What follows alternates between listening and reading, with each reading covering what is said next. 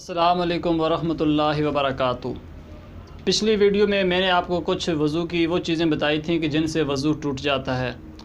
آج کچھ وہ اور چیزیں میں بتاؤں گا کہ کن کن چیزوں سے وضو ٹوٹ جاتا ہے۔ اگر آپ کے ساتھ ایسی صورتحال ہو تو کیا آپ کا وضو ٹوٹے گا یا نہیں۔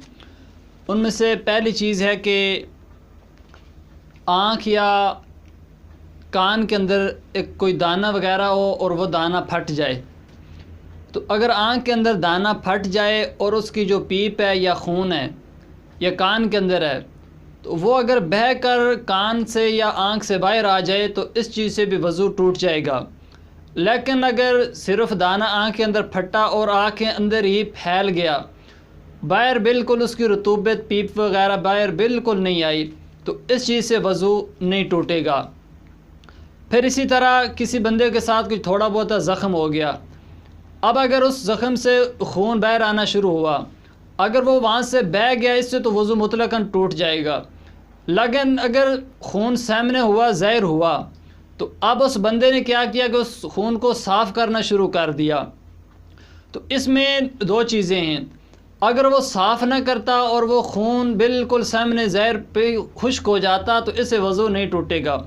ہاں، اگر وہ صاف کرتا رہا اس کے بعد وہ سوچے کہ اگر میں اسے صاف نہ کرتا یہ بہہ جاتا تو اس چیز سے وضو ٹوٹ جائے گا، یعنی اس نے بار بار صاف کیا اور اتنا خون نکل گیا کہ اگر وہ صاف نہ کرتا تو وہ خون بہنا شروع ہو جاتا تو اس چیز سے بھی وضو ٹوٹ جائے گا۔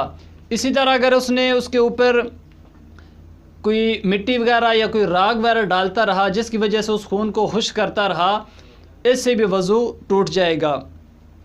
اسی طرح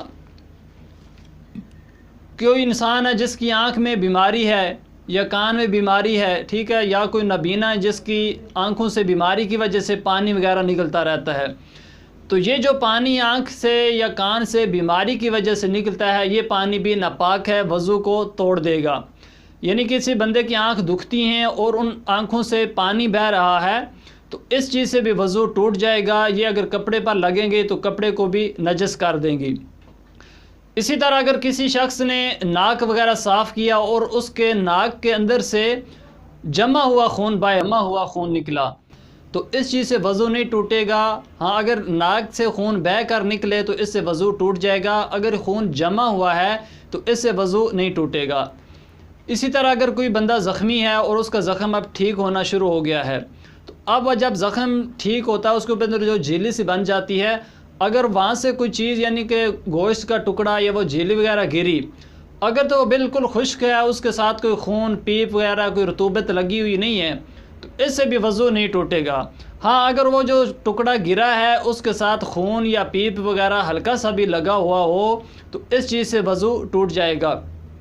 اسی طرح اگر کسی چیز انسان کو یعنی کہ مچھر وغیرہ نے کاٹا یا کسی جوں وغیرہ نے بیڑ وغیرہ نے اس کا خون چوس لیا تو مچھر یا ان چیزوں سے کے خون چوسنے سے وضو نہیں ٹوٹے گا۔